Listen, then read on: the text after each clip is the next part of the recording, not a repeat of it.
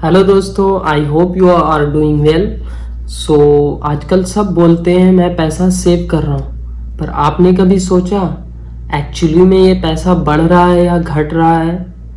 सो आज हम बात करने वाले हैं एक पावरफुल कॉन्सेप्ट के बारे में, इन्वेस्टमेंट वर्सेस इन्फ्लेशन। ये समझना बहुत ही ज़रूरी है, वरना पैसा हमारे बैंक में पड़े पड़े खुद ही कम हो जाएगा।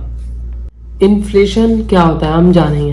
इन्फ्लेशन का मतलब है चीज़ों के दाम बढ़ना। जैसे 5 साल पहले दूध 40 रुपये लीटर था, आज वही दूध 60 रुपये लीटर है। पेट्रोल 70 रुपये लीटर था, आज वही पेट्रोल 100 रुपये के आसपास है।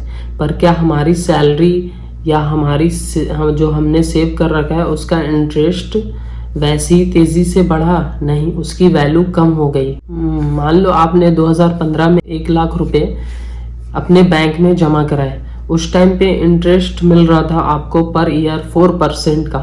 तो आपके 1 साल बाद उसकी वैल्यू हो गई 1,04,000 रुपये। बट उस टाइम इन्फ्लेशन था अराउंड 6 to 7%।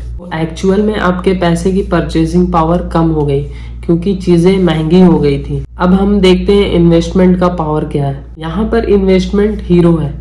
अगर आपने वही 1 लाख रुपए किसी म्यूचुअल फंड में लगाया होता और पर ईयर आपको 12% एनुअल रिटर्न मिल रहा होता, तो वो आपको इन्फ्लेशन बीट करके भी आप जैसे 6 से 7% ही मान लें, अगर 7% भी इन्फ्लेशन है तो उसे बीट करके आपको वो 5% का प्रॉफिट देता। यानी पैसा बढ़ भी गया और उसकी वैल्यू भी बनी रही। सिंपल लॉजिक है। अगर इन्फ्लेशन 7% है और आप बैंक से 4% कमा रहे हो तो हर साल आपका पैसा 3% गिर रहा है, यानी उसकी वैल्यू कम हो रही है पर ईयर 3%। लेकिन अगर आप SIP, म्यूचुअल फंड या स्टॉक से 10 से 12% भी कमा रहे हो तो आपकी ग्रोथ तो इन्फ्लेशन के बाद भी नेट ग्रोथ पॉजिटिव है।